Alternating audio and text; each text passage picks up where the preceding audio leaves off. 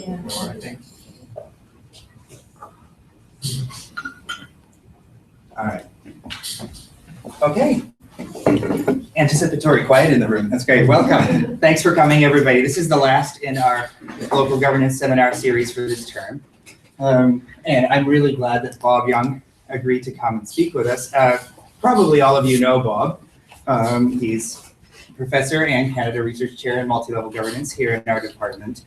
A couple of things you may or may not know about him is earlier on in his career, he did a lot of important work on secession and the politics of secession, both in Canada and abroad. And I think he maintains an interest in that. But of course, over the last few years, what he's really been known for is leading a very large collaborative research project, which I'm sure he'll tell you a little bit about, that looked at municipalities and multi-level governance in Canada and involved, what, about 100 researchers, something like that, Bob? Mm-hmm. Yeah. And the project, which is now complete, has resulted in a lot of published work, a number of edited volumes, journal articles, and I think it's really substantially advanced our understanding of multi-level governance in Canada. One other thing to mention about Bob, for those of you who hadn't heard yet, is just a couple of weeks ago, or even less, he was awarded the Helmuth Prize, which is a really big deal. This is the university's top recognition for career achievement in research, and I think it's richly deserved. So Bob's going to talk to us a little bit about the upshot of the research that he led on multi-level governance in Canada and what we know now. So please join me in welcoming. Thanks, Martin, and thanks to everyone for coming. I appreciate that very much. On the first day where we don't have to have coats and our turtlenecks give way to ties, it's a very happy time of the year. So good. I'll try to keep this relatively brief, but there's a fair amount of content, and I'm going to stay over here because this is the only screen that I can see, and I don't want to I hate it when people give a PowerPoint with their back to the audience. So anyway, it's better to have a side to the audience, I guess. So this is the outline of what I'm going to talk about. I'm mostly going to talk about the findings, which are about two criteria of good public policy in our view. And just by way of introduction, I'd like to say what a positive, formative environment this place has been. Western, the local government program over the years has been a very sort of nurturing place, going back to the beginning of the MPA program with Alan O'Brien, and then being able to talk with Andy and Martin Horak, Tim Cobbin, the sessional instructors, whom we often forget, but who are fonts of information, and finally the students. Not so much the full-time students who are here today, although I like you very much, but the part-time students who come in every week, year after year, and teach me about local government, and finally gave me enough to want to do some work on it. So we should start with some definitions of multi-level governance. I mean, obviously here we're talking about layers of government that are interacting with each other, but the governance, the ants, implies the involvement of more than government actors. It implies the involvement of what we call social forces, that is organized interests of all kinds, who are generally arrayed in a horizontal fashion around particular governments at particular levels. So in multi-level governance terms, we're interested in this complex of governments and social forces. Some people are trying to argue currently that a minimal definition of multi-level governance is one government and one organized interest at another level. But I don't think that is, I don't think that corresponds to most people's understanding. Most of us would want to have two governments involved and some social forces in order to qualify as multi-level governance.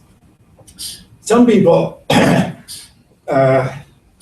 believe in what I might call the full-fledged model of multi-level governance, by which many people take the Vancouver Urban Development Agreement as an example.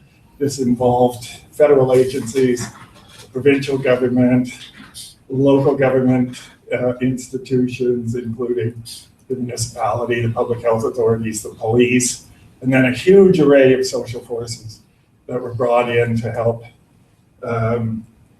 design and implement the agreement. But this is a model that we find very few examples of in Canada.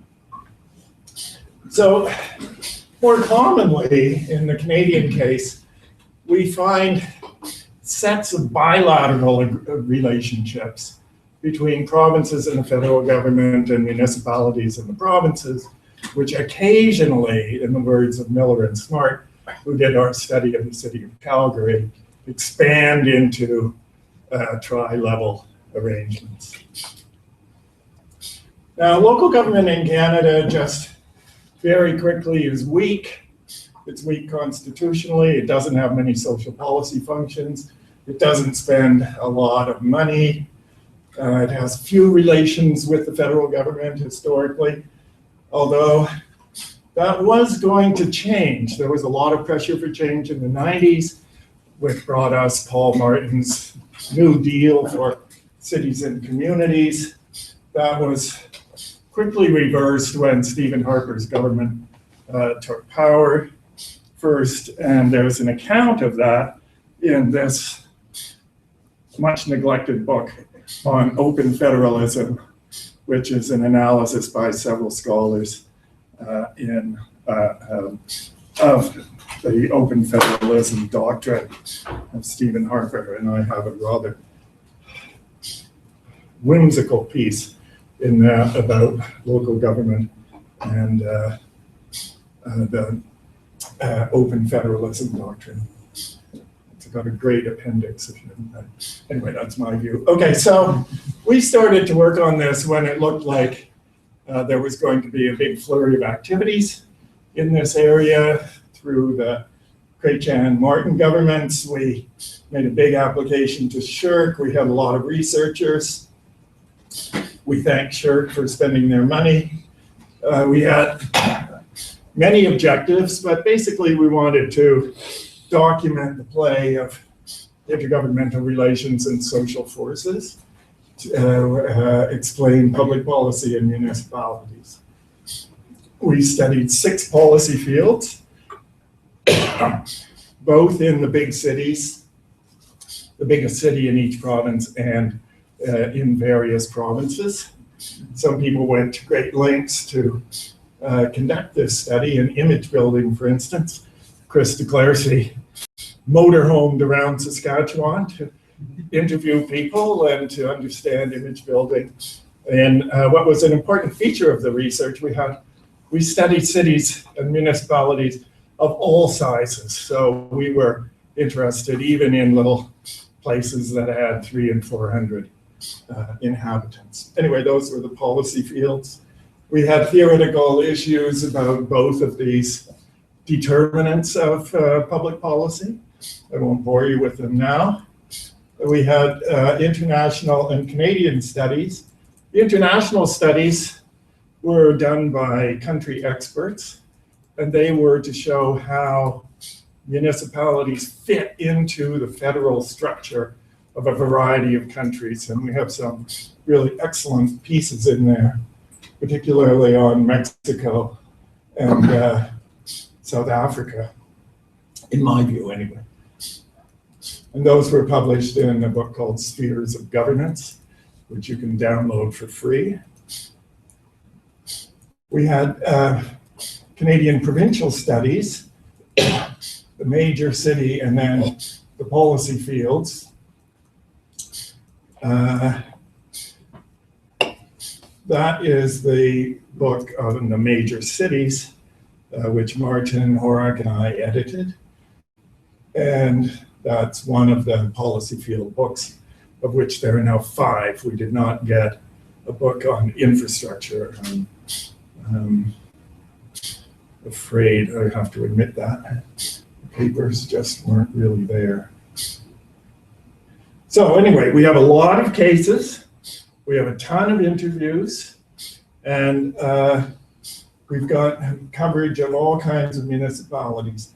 We also have one other component that I didn't mention, we looked at horizontal studies.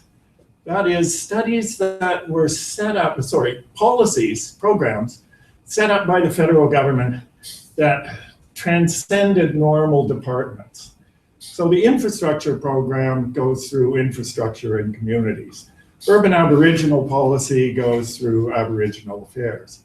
But there were other policies like childcare and homelessness that sort of cut across a lot of federal departments. So we launched a separate set of studies about those, and that is the most recent book called Canada and Cities, edited by Catherine Graham and Carolyn Andrew. Neil Bradford did a paper there on community economic development. So there's more information on the website. There it is. Let's move to the findings. And basically, we wanted to inquire about multi-level governments in two aspects of policy. First, effectiveness. Did the policy achieve what it was meant to achieve? So that's a basic criterion in public policy. We didn't care about efficiency, how much it cost. That's a secondary question. You don't ask about efficiency unless you've already asked about effectiveness. Did it do what it was supposed to do? Then at what cost? So we wanted to know whether it did what it was supposed to do. And so we found, and this is partly Martin's insight, that in order to have effective multi-level policy, the various actors have to come together. They have to have agendas that are in harmony, that put some particular problem at the top of all their agendas or near it. They have to be willing to contribute resources, which is a big issue. And they need good information about what the problem is and how to attack it. So on effectiveness, it's easier to go by asking about obstacles to effective policy making. So one problem is the turnover of political leadership. Now, multi-level governance is, we often think of it in the same dry old terms that we thought about federal-provincial relations, which was a matter of officials from provinces dealing with officials from the federal government. But multi-level governance tends to be highly political. For instance, at the local government level, the actors are the mayors. This is a major source of mayoral power, is that the mayors represent the municipality in external relations. So even in a weak mayor system, as is typical in Canada, this gives mayors a lot of authority. They are the ones who are going to negotiate with the province and occasionally to go to Ottawa and make their case. But leadership turns over and it takes time to establish good relations. So after an election, often governments turn over. So a particular government finds itself dealing with a whole different set of actors at the other level. Different people, different ideologies, different backgrounds, different priorities. And if you look at an election and then presume that it takes maybe a year to get known by actors at the other level and to get the agenda organized and the government moving and so on, that can cause a big, that can pose difficulties to multi-level policy making. So this is all three levels of government looking at from the point of view of the City of Montreal, so the province and the federal level. And the gray bars represent a period 1 year after an election at any of those levels. So if you presume, actually this diagram is not completely right. Mulrooney is out of place here. You'll get the idea.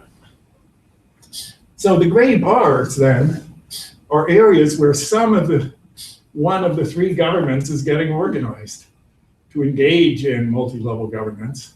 And the yellow parts are where the various actors know each other and can start to work together. So there's not a lot of room for harmonious multi-level governance.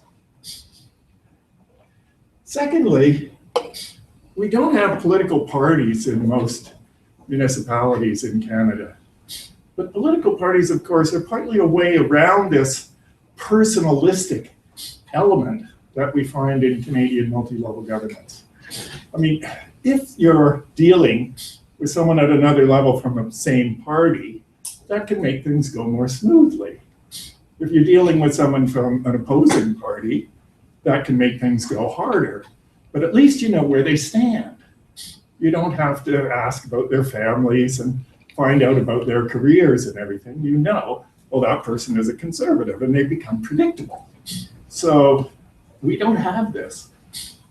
And it adds to the ad hoc nature of multi-level governance in Canada. This is not true in the rest of the world.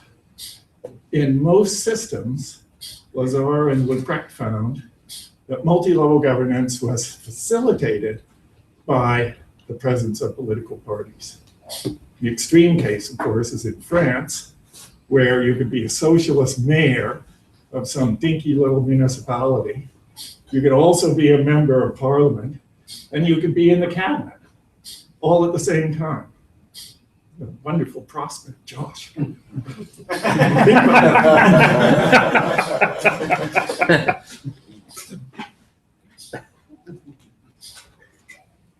Another, quite frankly, and this is over the term of our research, is how obstinate and obdurate the federal government is. There's no single window anymore. Infrastructure and communities, the communities section has basically fallen by the wayside, and very quickly too, after Harper took over. There's little consultation about most federal government policies. They're announced unilaterally.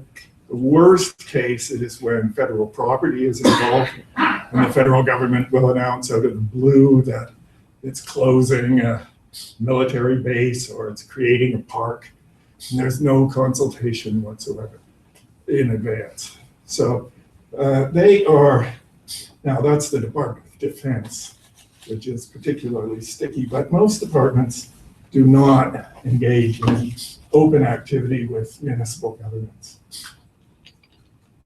There are few joint institutions. Now, there are exceptions. When the Lachine Canal was being developed in the suburbs of Montreal, there was a special agency set up, and it had representation from the feds, the province, and the neighborhoods that were affected. And that seems to have worked extremely well. Waterfront Toronto, the Toronto waterfront has been a mess because of the way that property is allocated and by the presence of 3 levels of government. But now we have Waterfront Toronto, an agency with equal representation from the 3 levels, and it seems to be sorting things out, although it doesn't have any money, which is going to pose problems in the future. The Vancouver Olympic Organizing Committee was a splendid example of a tri-level committee that also incorporated Aboriginal people and worked extremely well. But these are rare. Now, the horizontal policies seem to be better off in that there is an assigned unit which can deal with particular municipalities. So that's true of the regional development agencies when it comes to economic development. HRDC has a special unit on homelessness, which has been effective. And the urban Aboriginal strategy is run through the federal interlocutor for Métis and non-status Indians, and that has gone quite well. Finally, we have to ask about the quality of information that multi-level governance decision makers have. And here, I think the lack of incorporation of municipal governments is a big problem. You ask yourself, what's the comparative advantage of municipal governments in information? Well, federal and municipal agencies have got good information, but about particular sectors. So, Ontario's immigration unit knows a lot about immigration in London. And CIC knows a lot about immigration in London from the local office. But they don't know how immigration in London is affected by all the other things that are going on in London, from schools to healthcare, to job training programs, to also the libraries, all sorts of other areas that are germane to the integration of local immigrants. And municipalities have that integrated information. And they're the only actors with integrated information. And so they should be at the table, in our view, more than they are. So is the policy effective? Well, you know, sort of. Some are, some aren't. But the policies certainly are not optimal, and they're certainly not as good as they could be. Now, there's one particular case that's worth mentioning, and this is the Economic Action Plan that the Harbour government was dragged into instituting through the threat of being brought down in late 2008. And infrastructure spending increased enormously in a very short period of time. Now, that spending went through the municipalities. Some went through universities, who always have plans on the shelf, but most of it went through municipalities, all of whom have got plans on the shelf. Municipalities have capital budgets and plans stretching out for years in advance, and there are very few actors like that. So the the cons shoveled money into the municipalities to implement these plans. And Stephen Harper even showed up before the Federation of Canadian Municipalities to thank them for having been able to implement the Economic Action Plan so quickly. And there he is, just to remind you of I'd love to show this picture. Not always that one, but just to remind us of who is deterring the Soviet Union, right as we speak. Okay, what about accountability? Well, one narrow reading of accountability suggests that policies must have transparency so that people know what went on. They must be justified so that governments can defend them. And there must be consequences if people don't like the policies that were implemented. That's a nice tight definition of accountability. It certainly doesn't hold up here. Not to go into this too deeply, but there's a huge lack of transparency in some of these fields. If you take infrastructure, what happens? Municipalities send up proposals. It goes to a federal provincial committee. The citizens don't know what proposals have been sent up. They don't know what proposals weren't sent up. They don't know what the criteria of decision making are. They don't know who the decision makers are. They don't know who is lobbying. And they don't know any justification for the projects that were ultimately chosen. It is just a complete black hole. And municipal governments are not much more aware either of how these decisions are made. There's another sense of accountability which is closer to what we were dealing with from the beginning in this project, and that was advanced by Goverance in a very thoughtful article. And the idea here is that overarching goals are achieved, which speaks to our effectiveness, while respecting community preferences. So that's very close to what we were after when we were thinking about responsiveness as a criterion of good policy. So what this involves are the social forces. Social forces are in many ways the community. The government speaks for the local municipality, but there are social forces of various interests and persuasions in communities. So which preferences get reflected in policy? This was a big part of our research. And our view, looking over the whole panoply of cases, is that business dominates.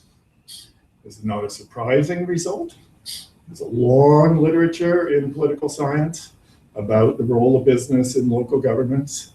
And the view seems to be that business generally gets its way in policies. Other social forces are weak. They can't deal with other levels for the most part. Trade unions are a partial exception, but most can't. They're seen as representing special interests.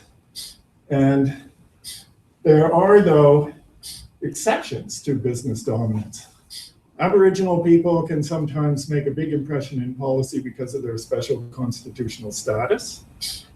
Groups with special expertise can sometimes have a substantial say in multi-level governance policies about certain areas like immigrant settlement and local employment programs.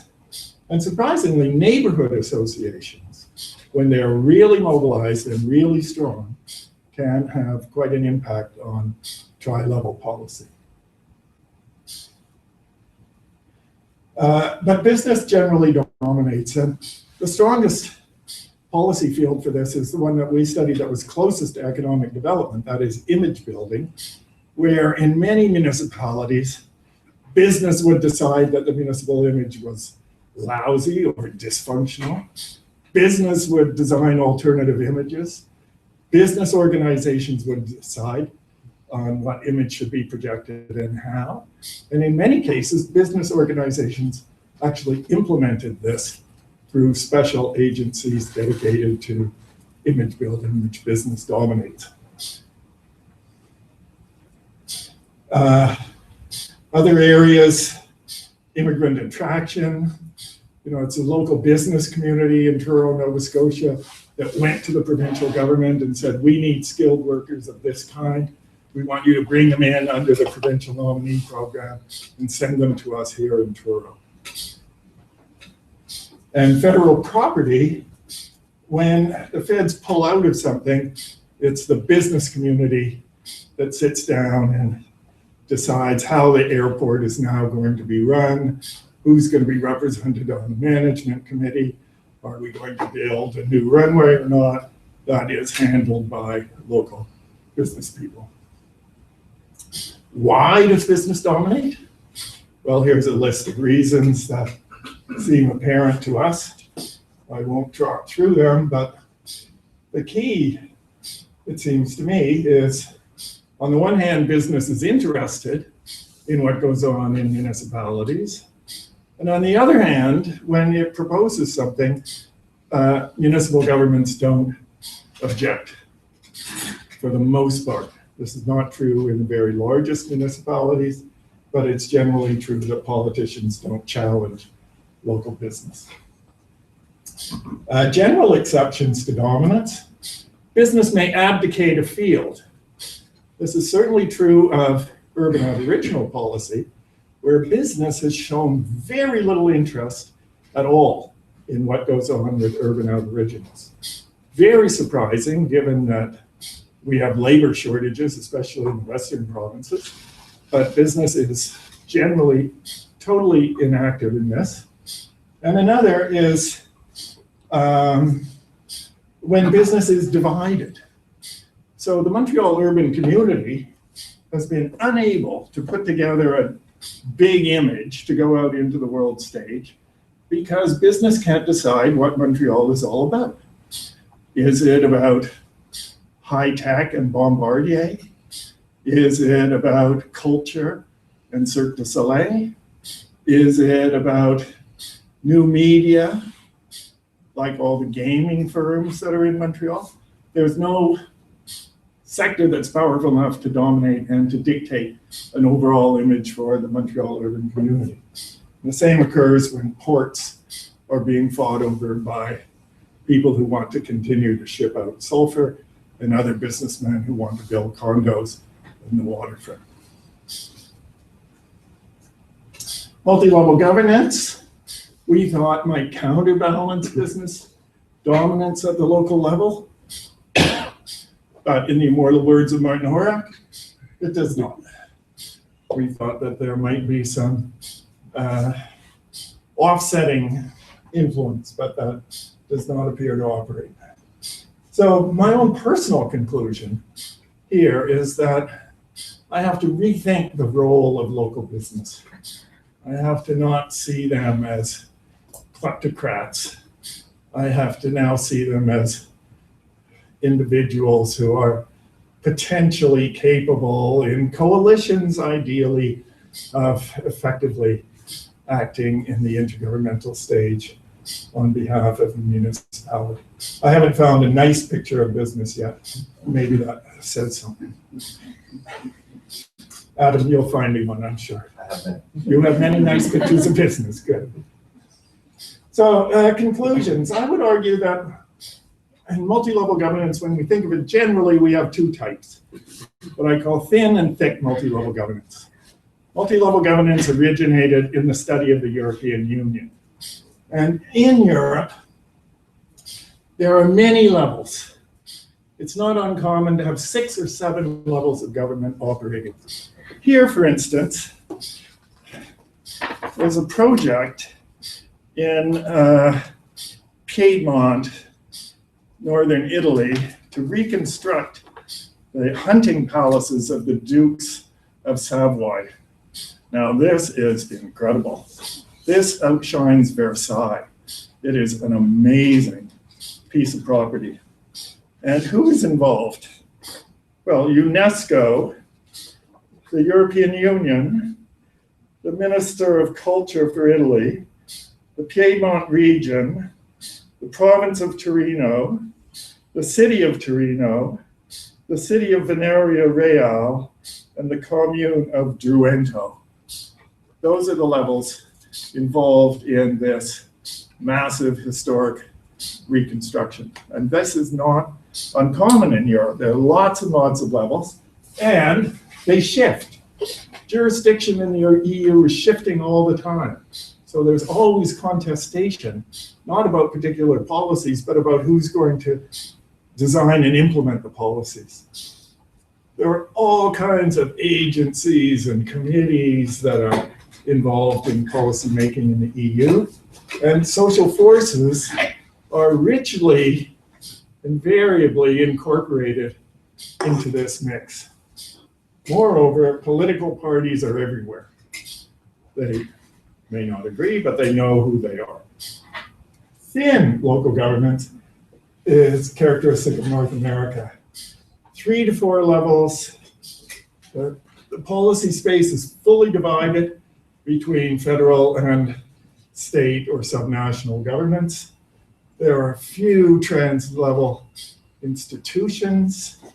The incorporation of social forces is uneven. It's usually restricted to a single level, and parties are absent, at least from the level that we think is very important. Local governments in this whole mix, they are generally policy takers. They have few resources, particularly small municipalities. And very small municipalities are really totally outgunned. We were just surprised at how impossibly weak they are. But local governments can have different orientations. And we distinguish between those with a sort of minimalist orientation, which is basically to collect taxes and provide services, and those with a more comprehensive orientation, where municipal governments think that they are acting on behalf of a collectivity, that they can define goals and implement policies to achieve those collective goals. So you see this quite a bit in image building, immigrant settlement, the sense that the municipality is actually got various missions that are self-defined and that can be accomplished. Those with a comprehensive orientation are more likely to get into a multi-level governance game. They're more likely to succeed, especially if they have a strong democratic mandate. That's important when they go up against other governments. Finally, what we don't know a lot about multi-level governance in Canada. I feel like we go back to the individuals who are confronted blind with an elephant. I think we grabbed a foot, we grabbed a tail, we scraped the skin, we felt a tusk, but there's still an awful lot that we don't know. We don't know interactions that are under the radar screen by low-level bureaucrats. There's a lot of that. We don't know much about advisory committees still at various policy fields. We don't know enough about policy avoidance, which we found in the urban Aboriginal field very strongly. The feds trying to stay out and the provinces trying not to take responsibility either. And we still don't know dick about infrastructure decision-making. So that's the end. Thank you. Comments welcome. There is a paper. It's a little dated compared to this talk, but if you send me an email, I'll send you the paper. Thanks.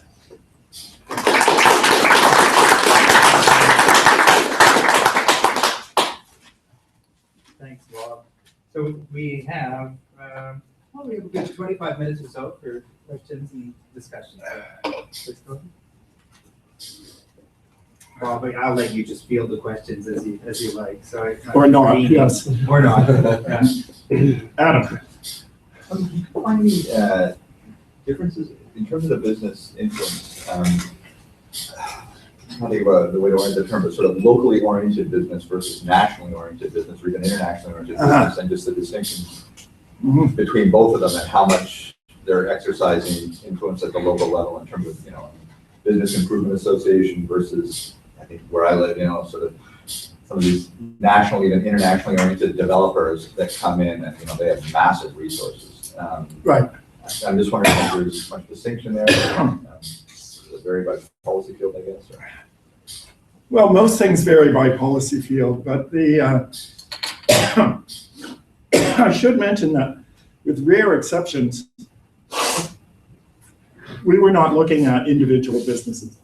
So someone who blows into Toronto and wants to build an 80-foot tower, or someone who's lived in Toronto for generations and wants to build an 80-story tower, we haven't generally looked at that.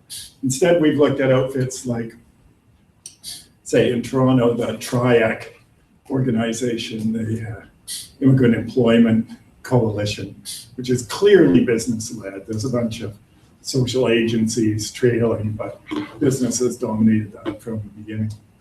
And we should know our focus was basically at the municipal level, so we tended to find much more about municipal coalitions.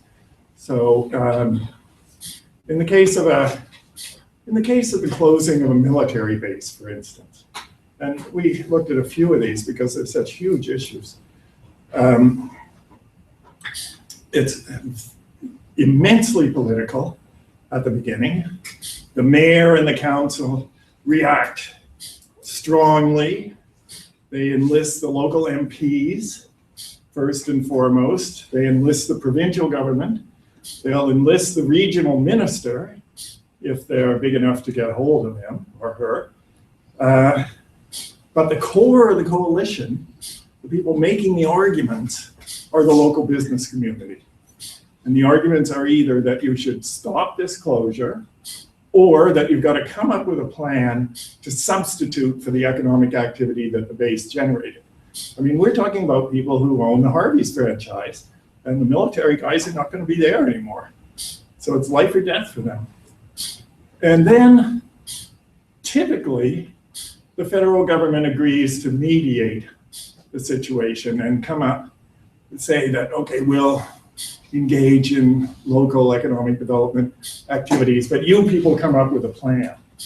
And then the people who come up with a plan are the local business people in conjunction with town planners, but it's mostly the business people who say, well, we could bring in some companies that would do X, Y, and Z, and we'd have to give them this kind of rent, and blah, blah, blah. Now, how they fit with community, with interest associations at a higher level, we're not too sure about, but generally, big interest associations cannot take up the cause of individual municipalities. So you're not going to see the Canadian Chamber of Commerce fighting on behalf of Chatham when its base closes. That's just not going to happen. They have more general fish to fry. There was one instance, though, that's worth mentioning, which is emergency planning. Now, the insurance companies, of course, have been taking it in the neck on emergencies in Canada over the last 5 years or so.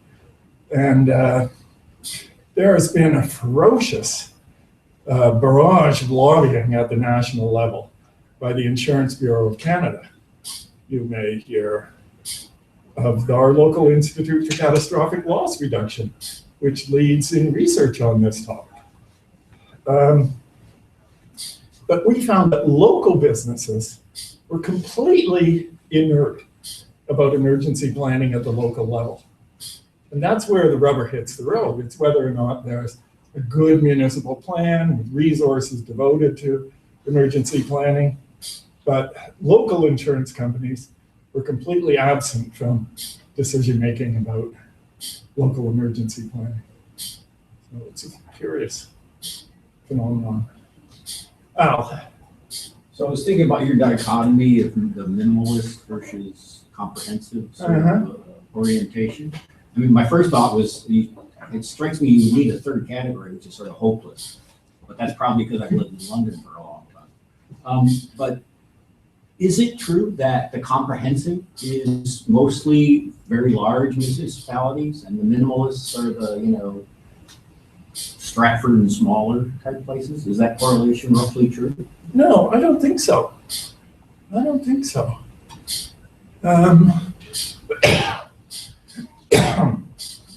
Very small places can do pretty interesting things. Like we found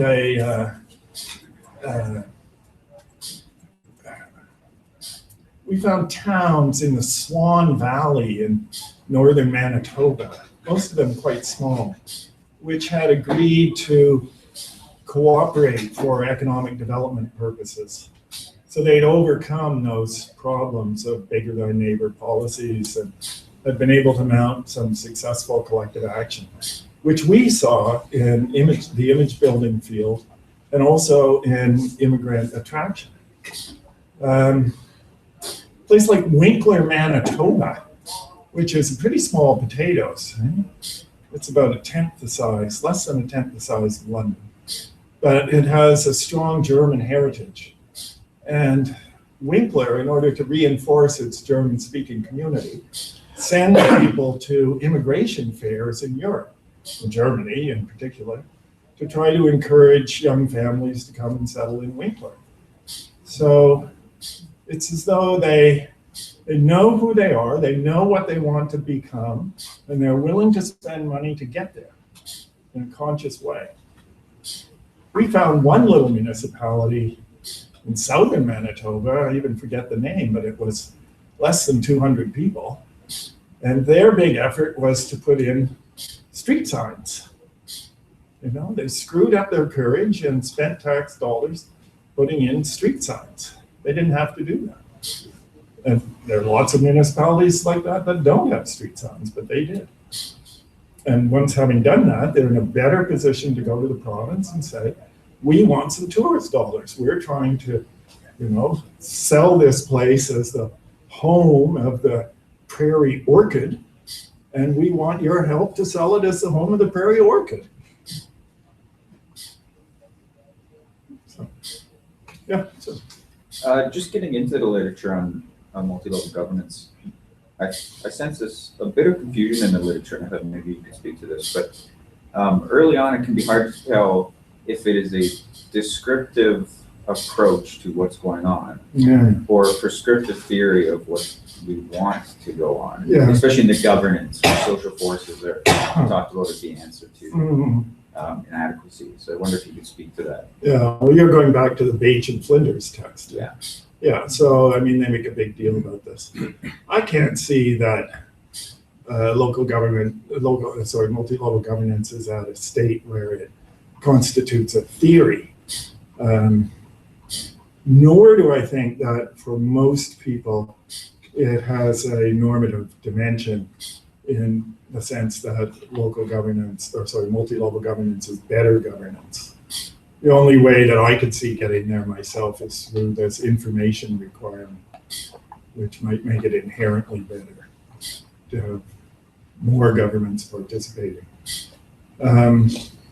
Our approach is basically descriptive.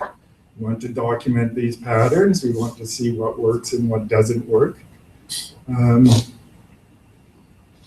I haven't talked in detail about some of the disadvantages we found in multi-level governance.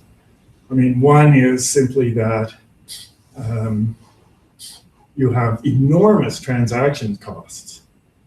They can mount very quickly, and you get the feeling sometimes, well, wouldn't it have been better if one government had just said, here's the policy, period, instead of engaging in all these interactions, not only with other governments, but with social forces. And I think the Vancouver Agreement is my example here, although it's been much lauded and it's an award-winning program. But I was out in, where was it?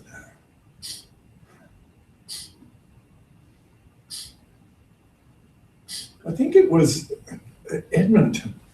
There was a meeting of the Western Economic Diversification honchos who actually run the program from the federal point of view. And their people were coming in from Vancouver, where they'd been trying to get this thing going.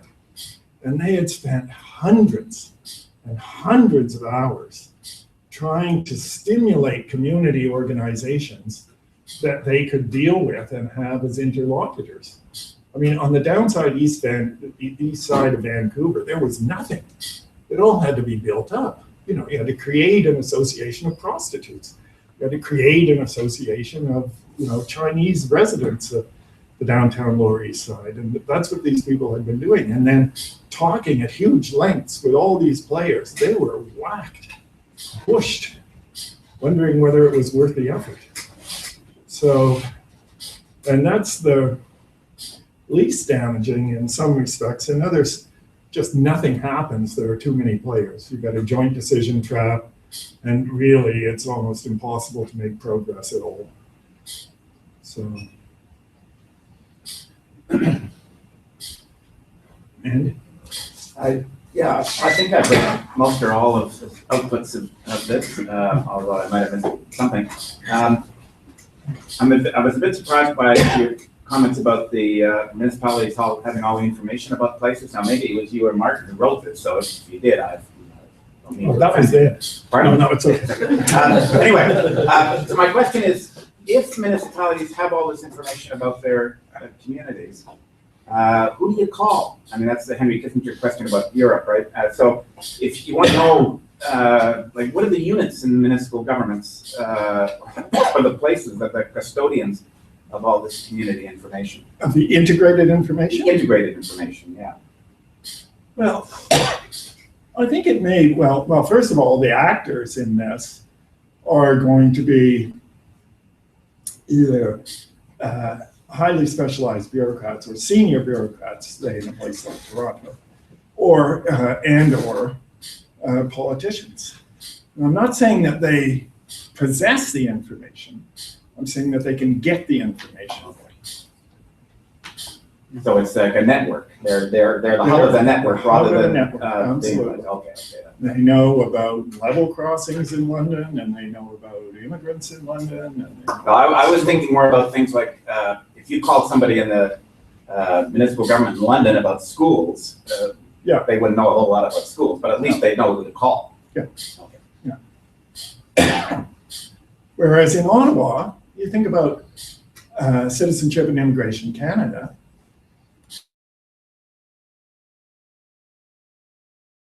They know where I'm from. They know where they go to school, and they know how many are unemployed, and that's about it.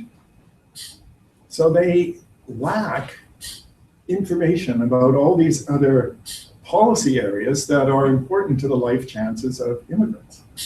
And that's why I think we got, after our research was done, the local immigration partnerships where you do have some municipal representation.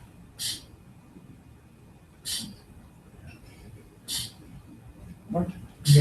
I actually just had a quick comment to follow on Alan's question about something that I thought was really interesting, and you might follow on this if you want, in relation to the minimalist comprehensive.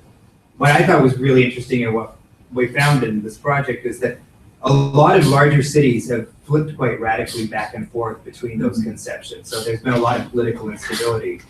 So, you think of Toronto from Miller to Ford, for example. You think, or Winnipeg going from Glenn Murray, who developed all these ambitious intergovernmental initiatives, to Sam Cates, who was all about zero business tax increase.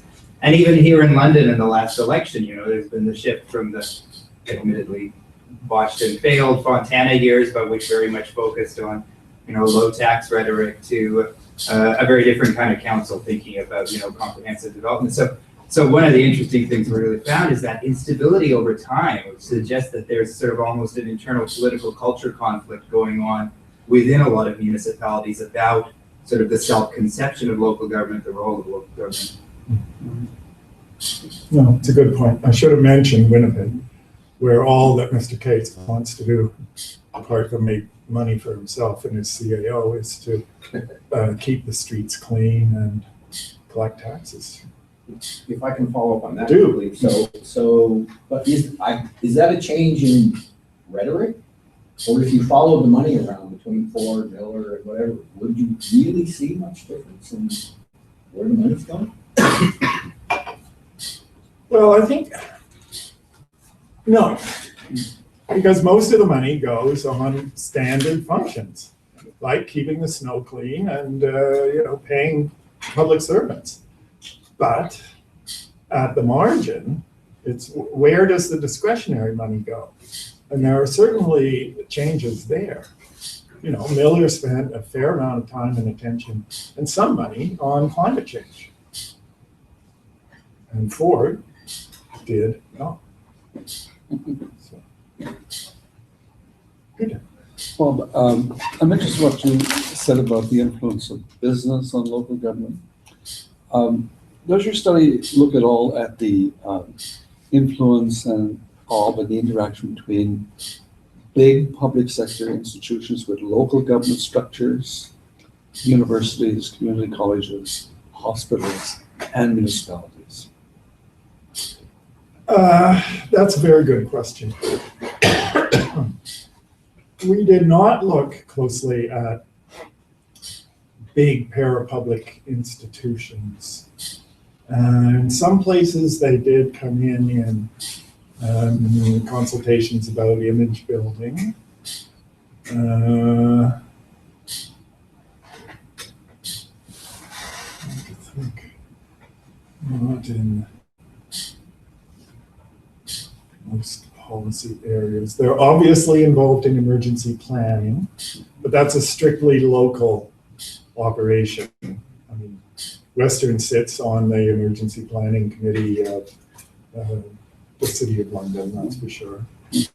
But see, we didn't look at some very hard policies like tax rates and development charges, that sort of thing. We were looking at areas that were, we felt, intrinsically likely to lend themselves to intergovernmental interaction. Whereas, what the tax rate is in the City of London, that's up to the City of London, period, and no other government is going to have a say in that.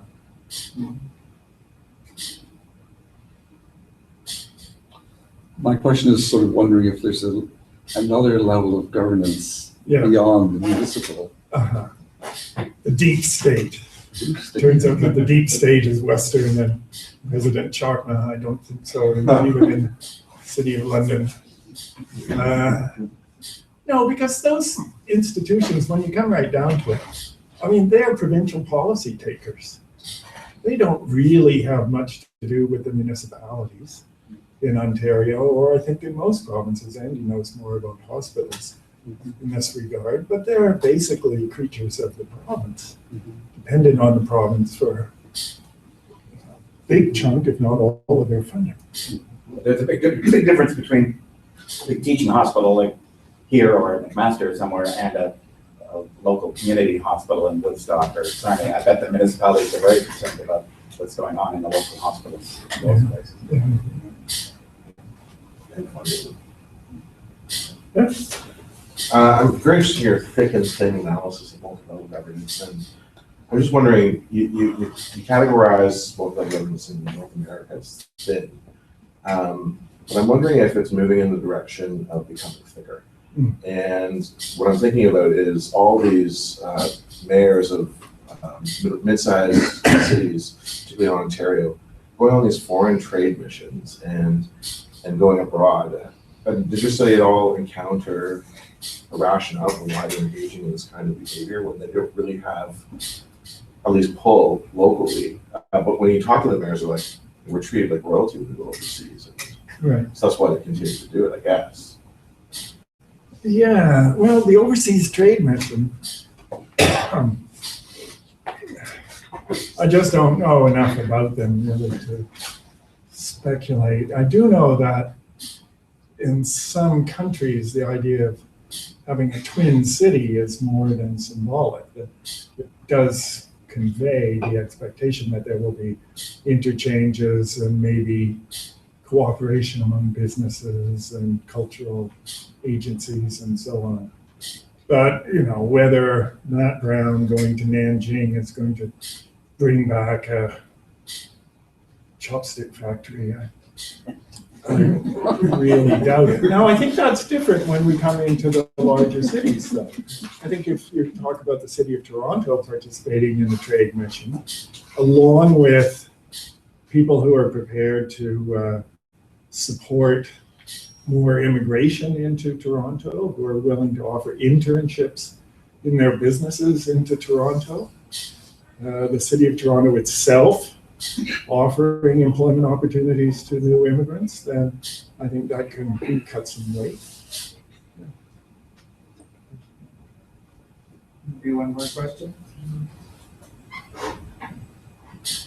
Joe? I'll go. So from my understanding of the different policy fields, image building was unique because it was really a local policy area where other levels of government didn't really have a lot of heavy involvement in.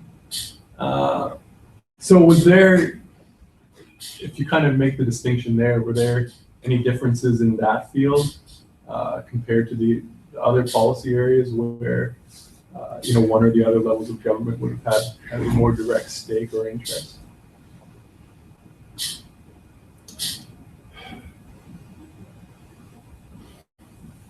Well, I mean, the closest thing to it, I suppose, would be federal property